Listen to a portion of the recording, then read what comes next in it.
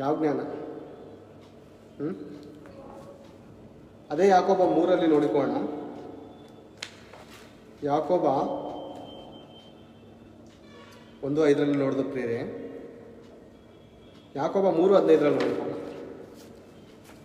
ನಾವು ಅಂದುಕೊಂಡಿರೋ ಜ್ಞಾನ ಯಾವುದು, ದೇವರು ಅಂದುಕೊಂಡಿರುವಂಥ ಜ್ಞಾನ ಯಾವುದು ಅಂತ 3:11 ನೋಡಿಕೊಂಡು ಪ್ರಿಯರೇ.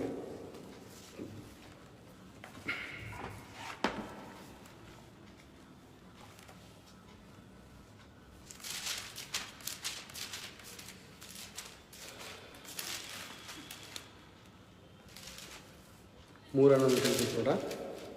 3:11 ಒಂದು ನಿಮಿಷ ಪ್ರಿಯರೇ.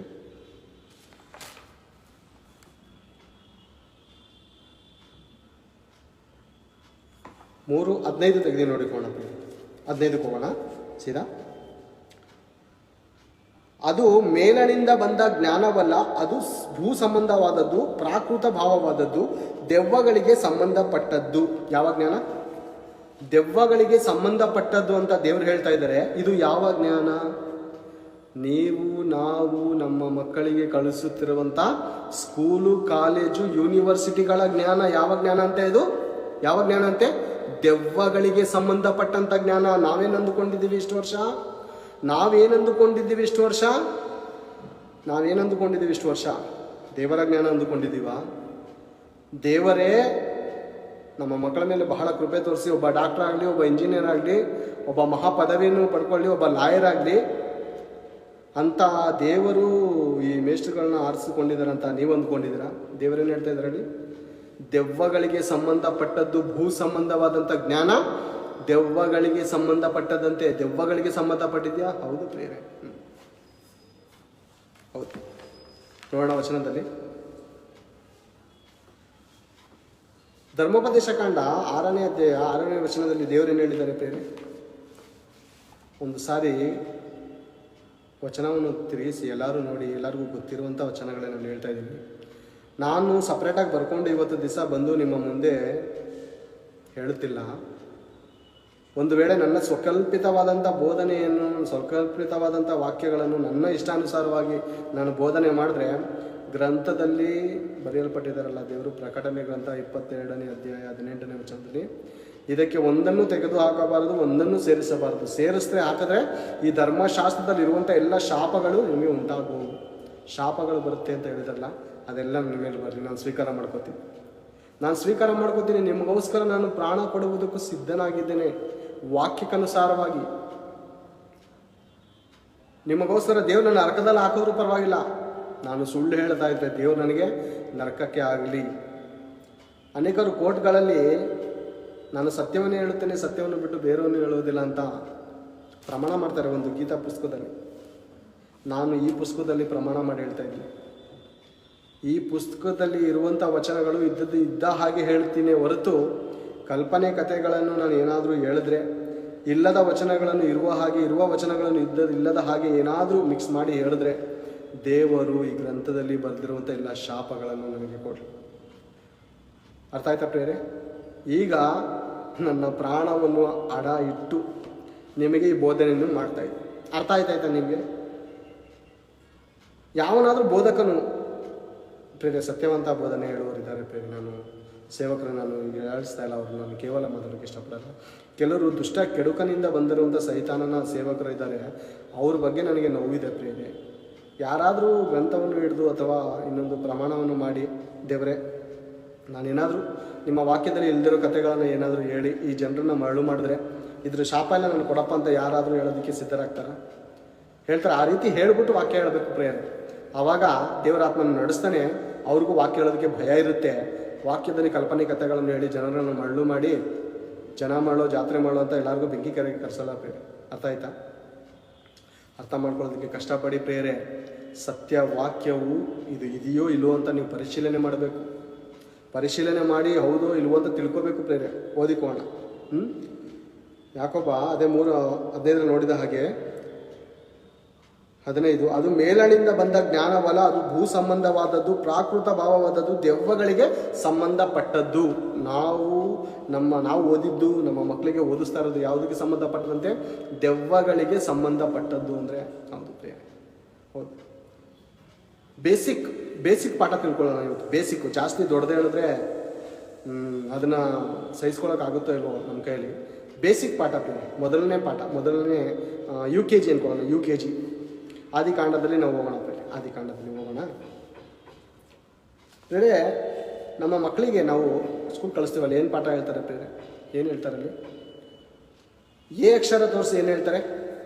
A ಫಾರ್ ಆಪಲ್ ಅಲ್ವಾ, B for bat, C for cat, D for dog. ಹೌದಾ? ಹೌದು. ಈ A for apple, B for bat, C for cat, D for dog ಉಂಟು ಮಾಡಿದ್ದು ಯಾರಂತ ಅವ್ರು ಹೇಳ್ತಾರ? ನಿಮ್ಮ ಮಕ್ಳಿಗೆ ಕೇಳಿ ಒಂದ್ಸರಿ. ನೀವು ಓದಿರೋದೊಂದು ವೇಳೆ ಮರ್ತಿದ್ರೆ ನಿಮ್ಮ ಮಕ್ಕಳಿಗೆ ಕುಂಡಿಸ್ಕೊಂಡು, ನಿಮ್ಮ ಪಕ್ಕದಲ್ಲಿ ಮಕ್ಕಳನ್ನ ಕುಂಡಿಸ್ಕೊಂಡು ಮಗನೇ ಇದನ್ನು ಉಂಟು ಮಾಡಿದವರು ಯಾರು ಅಂತ ನಿಮ್ಮ ಮಕ್ಕಳಿಗೆ ಕೇಳಿ ಹೇಳ್ತಾರ? ನಿಮಗೆ ಕೇಳಿದ್ರೆ ಹೇಳ್ತಾರೆ, ಗೊತ್ತಾ? ಅದು ನಿಮಗೆ ಕೇಳಿದ್ರೆ ನಿಮ್ಮ ಮಕ್ಕಳು, ನೀವು ಹೇಳ್ತೀರಾ? ಹೇಳುವಂಥ ಯೋಗ್ಯತೆ, ಅರ್ಹತೆ ನಾವು ಮಡಿಕೊಂಡಿದ್ದೀವ? ನಮ್ಮ ಮಕ್ಕಳಿಗೆ A ಫಾರ್ ಆಪಲ್ ಯಾರಪ್ಪ ಉಂಟು ಮಾಡಿದ್ರು, B ಫಾರ್ ಬ್ಯಾಟ್ ಯಾರಪ್ಪ ಉಂಟು ಮಾಡಿದ್ರು, D ಫಾರ್ ಡಾಗ್ ಯಾರಪ್ಪ ಉಂಟು ಮಾಡಿದ್ರು, C ಫಾರ್ ಕ್ಯಾಟ್ ಯಾರಪ್ಪ ಉಂಟು ಮಾಡಿದ್ರು ಅಂತ ಹೇಳುವಂಥ ಅರ್ಹತೆ, ಜ್ಞಾನ, ವಿವೇಕ, ತಾಳ್ಮೆ, ಸಹನೆ ನಮ್ಮಲ್ಲಿ ಇದೆಯಾ ಪ್ರೇರೆ? ಇದೆಯಾ? ಯಾವತ್ತಾದ್ರೂ ಹೇಳಿದ್ದೀರಾ ನಿಮ್ಮ ಮಕ್ಕಳಿಗೆ? ಆದಿಕಾಂಡ 1ನೇ ಅಧ್ಯಾಯ 11ನೇ ವಚನವನ್ನು ತೋರಿಸಿ ಯಾವತ್ತಾದರೂ. ಆದಿಕಾಂಡ 1ನೇ ಅಧ್ಯಾಯ 11ನೇ ವಚನವನ್ನು ತೋರಿಸಿ. ಒಂದು ವೇಳೆ ಇದುವರೆಗೂ ತೋರಿಸಿಲ್ಲ ಅಂದರೆ ಈಗ ತೋರಿಸಿ. ನಿಮ್ಮ ಮಕ್ಕಳು ಕುಂಡ್ರಿಸ್ಕೊಂಡು A ಫಾರ್ ಆಪಲ್ ಉಂಟು ಮಾಡಿದಂಥ ಪರಮಾತ್ಮನು ಯಾರಂತ ಇವತ್ತಾದರೂ ತೋರಿಸ್ತೀರಾ? ಅಥವಾ ನಾಚಿಕೆ ಆಗುತ್ತಾ ನಿಮಗೆ? ನಮ್ಮ ಮಕ್ಕಳು ನಾವು ಹೇಳಿಲ್ಲ ಅಂತ ನಾಚಿಕೆ ಆಗುತ್ತಾ ನಿಮಗೆ? ನಾಚಿಕೆ ಆಗಬೇಕು ಪ್ರಿಯರೇ, ನಿಮ್ಗೆ ನಾಚಿಕೆ ಆಗಬೇಕು ಪ್ರಿಯರೇ. ಯಾಕಂತ ವಚನ ನೋಡಿ. ಆದಿಕಾಂಡ ಗೊತ್ತಲ್ವಾ? 1ನೇ ಅಧ್ಯಾಯ 1ನೇ ವಚನ 11ನೇ ವಚನ, 1ನೇ ಅಧ್ಯಾಯ 11ನೇ ವಚನ ತೆಗೆದು ನೋಡಿಕೊಂಡು. ಭೂಮಿಯು ಹುಲ್ಲನ್ನು, ಬೀಜ ಬಿಡುವ ಕಾಯಿ ಪಲ್ಯದ ಗಿಡಗಳನ್ನು ಬೆಳೆಸಲಿ ಮತ್ತು ಬೀಜವುಳ್ಳ ಹಣ್ಣಿನ ಮರಗಳನ್ನು ಅವುಗಳ ಜಾತಿಗನುಸಾರವಾಗಿ ಹುಟ್ಟಿಸಲಿ ಎಂದು ಹೇಳಿದನು. ಹಾಗೆಯೇ ಆಯಿತು. ಈಗ ಹೇಳಿ ಕ್ರೈಸ್ತರೇ, A ಫಾರ್ ಆಪಲ್ ಉಂಟು ಮಾಡಿದವರು ಯಾರು? ಕಾಯ್ತೀನಿ, ನಿಮಗೋಸ್ಕರ ಕಾಯ್ತೀನಿ. ಕಮೆಂಟ್ ಆದರೂ ಮಾಡಿ ಹೇಳಿ ಯಾರಾದರೂ. A ಫಾರ್ ಆಪಲ್ ಉಂಟು ಮಾಡಿದವರು ಯಾರು? ನಿಮ್ಗೆ ಗೊತ್ತಾ? ನಿಜವಾಗ್ಲೂ ಗೊತ್ತಾ?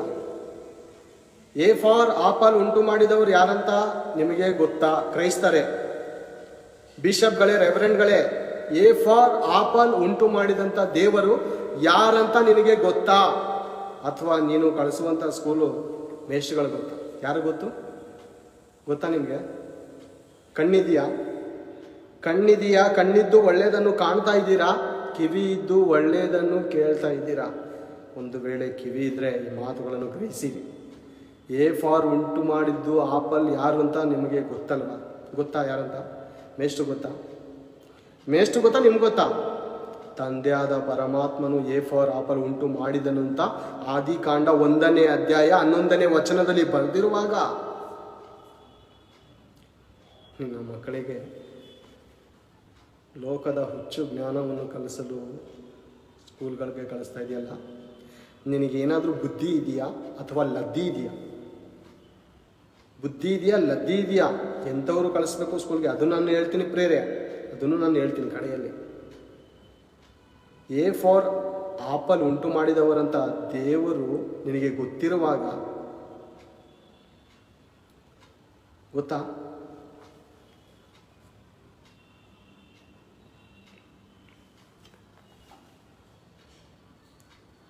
ಸಾಫ್ ಓಕೆ ಅದಕ್ಕೆ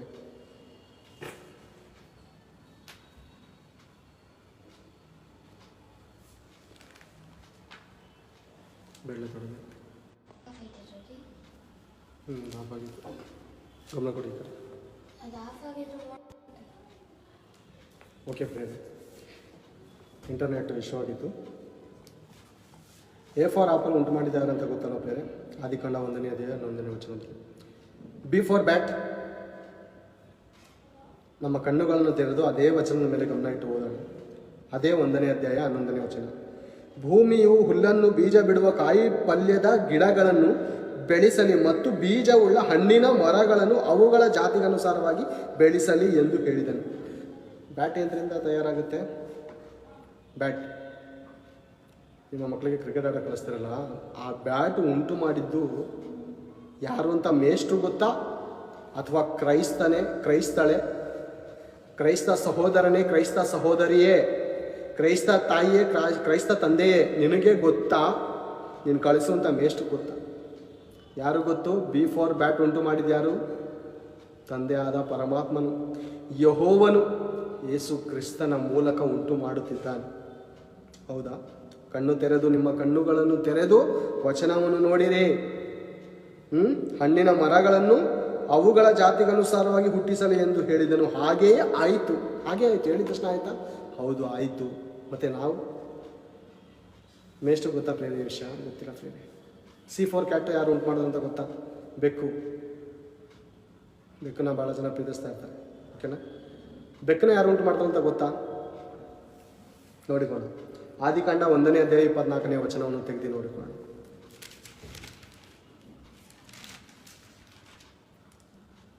ಆದಿಕಾಂಡ 1ನೇ ಅಧ್ಯಾಯ 24ನೇ ವಚನ. ಮತ್ತು ದೇವರು ಭೂಮಿಯಿಂದ ಜೀವ ಜಂತುಗಳು ಉಂಟಾಗಲಿ, ಪಶು ಕ್ರಿಮಿಗಳು, ಕಾಡು ಮೃಗಗಳು ತಮ್ಮ ತಮ್ಮ ಜಾತಿಗನುಸಾರವಾಗಿ ಹುಟ್ಟಲಿ ಅಂದನು. ಹಾಗೇ ಆಯಿತು. ಪಶು ಕ್ರಿಮಿಗಳು, ಕಾಡು ಮೃಗಗಳು. ಸಿ ಫಾರ್ ಕ್ಯಾಟ್ ಉಂಟು ಮಾಡಿದ್ಯಾರು?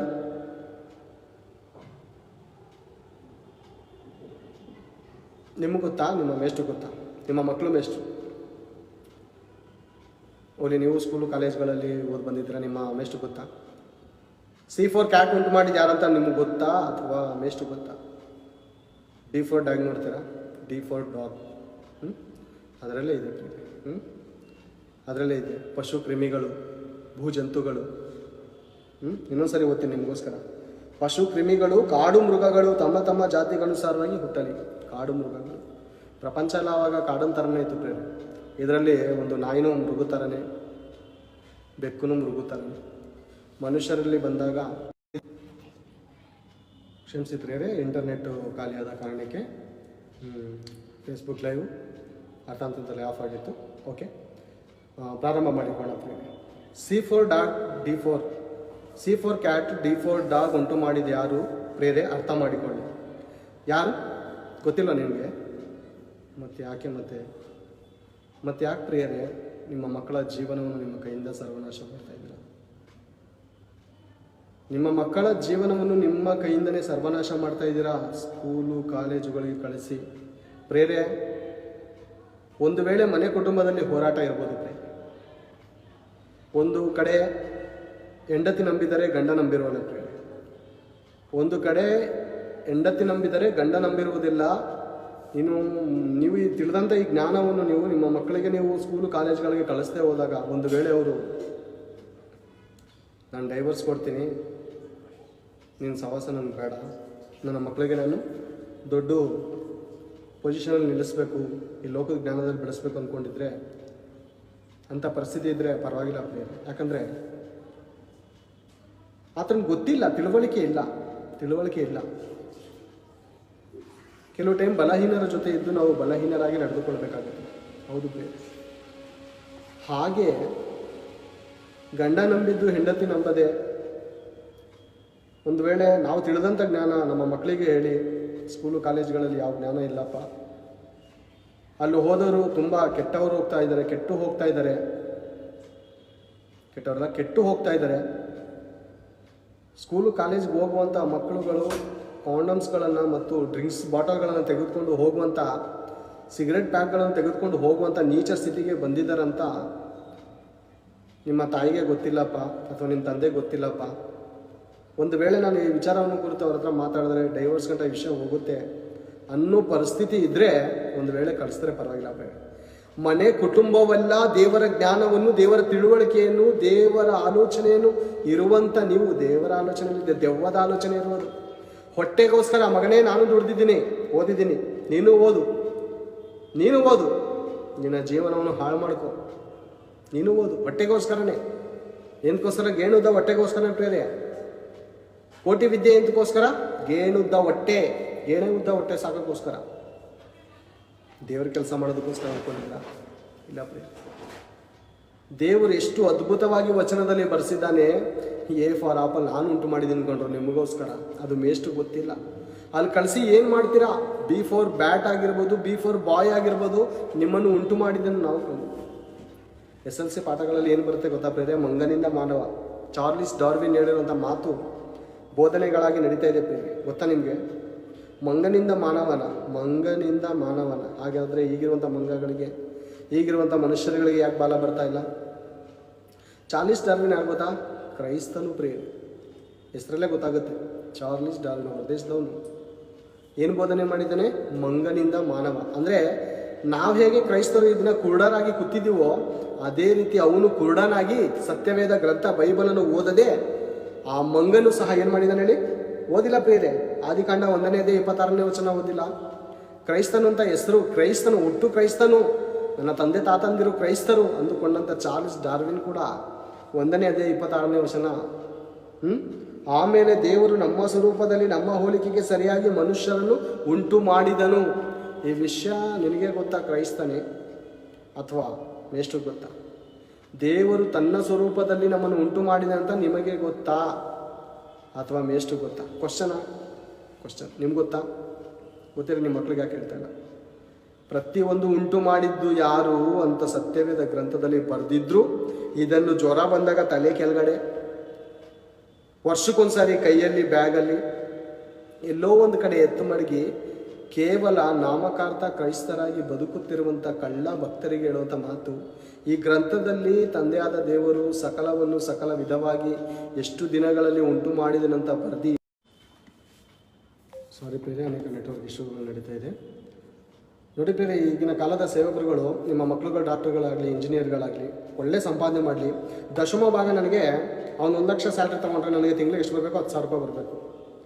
ಈ ಒಂದು ದುಷ್ಟ ಬೋಧನೆಗಳನ್ನು ಮಾಡಿ ಎಲ್ಲರೂ ಸ್ವಕಾರ್ಯದಲ್ಲೇ ಮನಸ್ಸಿಡುವ ಹಾಗೆ ಮಾಡಿಬಿಟ್ಟು ಈ ಸೈತಾನನ ಸೇವಕರ ಮೂಲಕ ಸತ್ಯವಾದ ಜ್ಞಾನವನ್ನು ಮರೆ ಮಾಡಿ ಸುಳ್ಳಾದ ಬೋಧನೆಗಳನ್ನು ಹೇಳ್ತಾ ಇದ್ದಾರೆ. ಏನು ಪ್ರೇರೆ, ಸೇವಕನು ಸ್ಕೂಲು ಕಾಲೇಜುಗಳ ಜ್ಞಾನದ ವಿಷಯಕ್ಕೋಸ್ಕರ ಪ್ರಾರ್ಥನೆ ಮಾಡಬೇಕಾ? ಇದಕ್ಕೋಸ್ಕರ ಪ್ರಾರ್ಥನೆ ಮಾಡಬೇಕಾ? ಕೊರಿಂಥದವರ ಬರೆದ ಪತ್ರಿಕೆ 1ನೇ ಅಧ್ಯಾಯ 18ನೇ ವಚನವನ್ನು, ಮೊದಲನೇ ಕೊರಿಂಥದವರಿಗೆ ಬರೆದ ಪತ್ರಿಕೆ, ಕೊರಿಂಥದವರು ಬರೆದ ಮೊದಲನೇ ಪತ್ರಿಕೆ 1ನೇ ಅಧ್ಯಾಯ 18ನೇ ವಚನಗಳನ್ನು ನಿಮ್ಮ ಕಣ್ಣುಗಳನ್ನು ತೆರೆದು ನೋಡಿಕೊಳ್ಳಬೇಕು.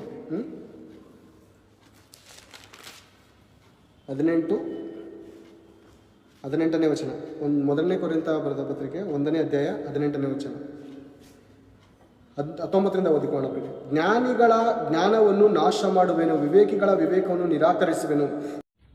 ತುಂಬ ಒಳ್ಳೆಯದು, ಹೇಳ್ಕೊಳ್ಳಿ, ಪರವಾಗಿಲ್ಲ. ಇನ್ನೂ ಹೇಳ್ಕೊಳ್ಳಿ. ಲಾಡ್ಜ್ಗಳಿಗೆ ಹೋಗ್ತಾರ ಯಾರು? ಯವನಸ್ಥರು, ಹೆಣ್ಮಕ್ಳು, ಗಂಡ್ಮಕ್ಳು, ನಿಮ್ಮ ಮಕ್ಕಳೇ, ಒಳ್ಳೆಯವರು, ತುಂಬ ಒಳ್ಳೆಯವರು. ಪಬ್ಗಳಲ್ಲಿ ಬಟ್ಟೆ ಬಿಚ್ಕೊಂಡು ಕುಣಿತಾರವ್ರು ಯಾರು? ಯವನಸ್ಥರು. ಓದ್ತಾ ಇರೋರು ನಿಮ್ಮ ಮಕ್ಕಳೇ, ಒಳ್ಳೆಯವರು ಅಂತ ಹೇಳ್ಕೊಳ್ಳಿ, ಪರವಾಗಿಲ್ಲ. ಮತ್ತು ಇವರ ಮಾರ್ಗದಲ್ಲಿ ಕ್ರೈಸ್ತನೇ ನೀನು ನಿನ್ನ ಮಕ್ಕಳನ್ನು ನಡೆಸೋದಕ್ಕೆ ಇಷ್ಟಪಡ್ತಾ ಇದೆಯಾ? ಇವ್ರ ಮಾರ್ಗದಲ್ಲ, ಇವ್ರ ಮಾರ್ಗದಲ್ಲಿ ನಡೆಸೋದಕ್ಕೆ ಇಷ್ಟಪಡ್ತಾ ಇದೆಯಾ, ಅಥವಾ ದೇವ್ರ ಮಾರ್ಗದಲ್ಲಿ ನಡೆಸೋದಕ್ಕೆ ಇಷ್ಟಪಡ್ತಾ ಇದೆಯಾ? ಏನು ಬೇರೆ ಗ್ರಂಥ ಅವರ ಒಂದು ಪಾಠದಲ್ಲಿ ಮತ್ತೊಂದು ಹೇಳುವಂಥ ವಿಷಯ ಏನು ಗೊತ್ತಾ? ಭೂಮಿ ಆಕಾಶಗಳಿಗೆ ದೊಡ್ಡ ಸ್ಫೋಟಕ ಉಂಟಾಯಿತು. ಏನಂತೆ ಅದರ ಹೆಸರು? Big bang theory. ದೊಡ್ಡ ಸ್ಫೋಟ ಉಂಟಾಯಿತು. ಆ ಸ್ಫೋಟದ ಮೂಲಕ ಭೂಮಿ, ಆಕಾಶ, ಚಂದ್ರ, ಸೂರ್ಯಗಳು ನಿಂತ್ಕೊಂಡು ಅಂತ ಹೇಳ್ತಾರೆ ಪ್ರೇರೆ. ನಿಜಾನ ಇದು? ಇಬ್ರಿಯರ ಪತ್ರಿಕೆ 11ನೇ ಅಧ್ಯಾಯ 3ನೇ ವಚನದಲ್ಲಿ ಏನು ಹೇಳಿದೆ ಗೊತ್ತಾ? ಲೋಕಗಳು ದೇವರ ಮಾತಿನಿಂದ ಉಂಟಾದವು. 3 ಲೋಕಗಳು: ಪರಲೋಕ, ಭೂಲೋಕ, ಪರದೇಶಿ, ಪಾತಾಳ. ಲೋಕಗಳು ದೇವರ ಮಾತಿನಿಂದ ಉಂಟಾದ ಆ ಮಾತಿನಲ್ಲಿರುವಂಥ ಪವರ್ ಗೊತ್ತಾ, ಶಕ್ತಿ ಗೊತ್ತಾ. ಒಂದು ಸಾರಿ ಗುಡುಗು ಸಿಡಿಲು ಹೊಡೆದರೆ ನೀನು ಪಟಾಕಿ ಹೊಡೆಯೋದು ಪಕ್ಕದೇರಿಗೆ ಕೇಳಿಸೋದು ಏನೋ ಗೊತ್ತಿಲ್ಲ, ದೇವರು ಹೊಡೆದ್ರೆ ಬಾಂಬ್ಗಳು ಹಾಕಿದ್ರೆ ಎಂತೆಂಥ ಬಾಂಬ್ ಇದೆ ಗೊತ್ತಾ. ನಿನ್ನ ಹತ್ರ ನ್ಯೂಟನ್ ಬಾಂಬ್ ಮುಂತಾದ ಅಣು ಬಾಂಬ್ಗಳಿರ್ಬೋದು, ದೇವ್ರ ಹತ್ರ ಎಂತೆಂಥ ಬಾಂಬ್ಗಳಿದೆ ಗೊತ್ತಾ. ಒಂದು ಸಾರಿ ಸೊದೋಮ್ ಗೋಮರದಲ್ಲಿ ಮಾಡುತ್ತಿದ್ದಂಥ ವ್ಯಭಿಚಾರಗಳನ್ನು ನೋಡಿ ಅಗ್ನಿ ಗಂಧಕಗಳನ್ನು ಸುರಿಸಿದಂಥ ಆ ಬಾಂಬ್ಗಳು ನೋಡಿದ್ಯಾ. ಅಗ್ನಿ ಗಂಧಕ ಎಷ್ಟೆಷ್ಟು ದಪ್ಪ ಬಾಂಬ್ಗಳು ಗೊತ್ತಾದು, ದೇಶವನ್ನೇ ಸರ್ವನಾಶ ಮಾಡುತ್ತೆ. ಸೊದೋಮ್ ಗೋಮರದಲ್ಲಿ ಈಗಲೂ ಕೂಡ ಬಂಡೆಗಳು ಪ್ಲಾಸ್ಟಿಕ್ ಥರ ಕರಗೋಯ್ತೈತೆ. ಒಂದೇ ಒಂದು ಕಡ್ಡಿಗಿರಿದ್ರೆ ಪ್ಲಾಸ್ಟಿಕ್ ಥರ ಬಂಡೆಗಳು ಕಲ್ಲುಗಳ ಆ ರೀತಿಲಿ ಮಾಡಿದ್ದಾರೆ ದೇವರು. ಅಷ್ಟು ಪವರ್ಫುಲ್ ಇದೆಯಾ. ಈ ಲೋಕದ ಬಾಂಬ್ಗಳಿಗೆ ನೀರು ಹಾಕಿದ್ರೆ ಒಂದು ವೇಳೆ ಆರೋಯ್ತದೇನೋ, ದೇವರು ಹಾಕಿದ್ರೆ ಬಾಂಬು ಬೆಂಕಿಯೇ ಬೆಂಕಿನೇ ಬೆಂಕಿ ಪ್ರಿಯ, ಅದನ್ನು ಆರ್ಸೋಕ್ಕಾಗಲ್ಲ. ಅರ್ಥ ಮಾಡ್ಕೊಳ್ಳಿ ಪ್ರಿಯ ಕ್ರೈಸ್ತರೇ, ಅರ್ಥ ಮಾಡಿಕೊಳ್ಳಿ ಯಾವುದು ನಿಜವಾದ ಜ್ಞಾನ, ಯಾವುದು ಸುಳ್ಳಾದ ಜ್ಞಾನ. ತಿಮೋತಿ 1ನೇ ಅಧ್ಯಾಯ ನೋಡಿಕೊಳ್ಳುತ್ತೆ. 1 ತಿಮೋತಿ 2ನೇ ಅಧ್ಯಾಯ 4ನೇ ವಚನವನ್ನು ತೆಗೆದು ನೋಡಿಕೊಳ್ಳೋಣ.